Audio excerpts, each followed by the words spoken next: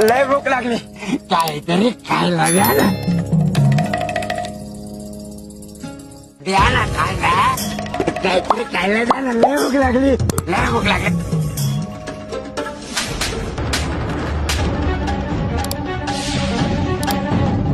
अरे फिरणारी पृथ्वी थांबवतो आम्ही. याचं फिरणारं डोकं तळावर नाही आणू शकत. आमच्या समोर नाही चालणारी थेरा. धर.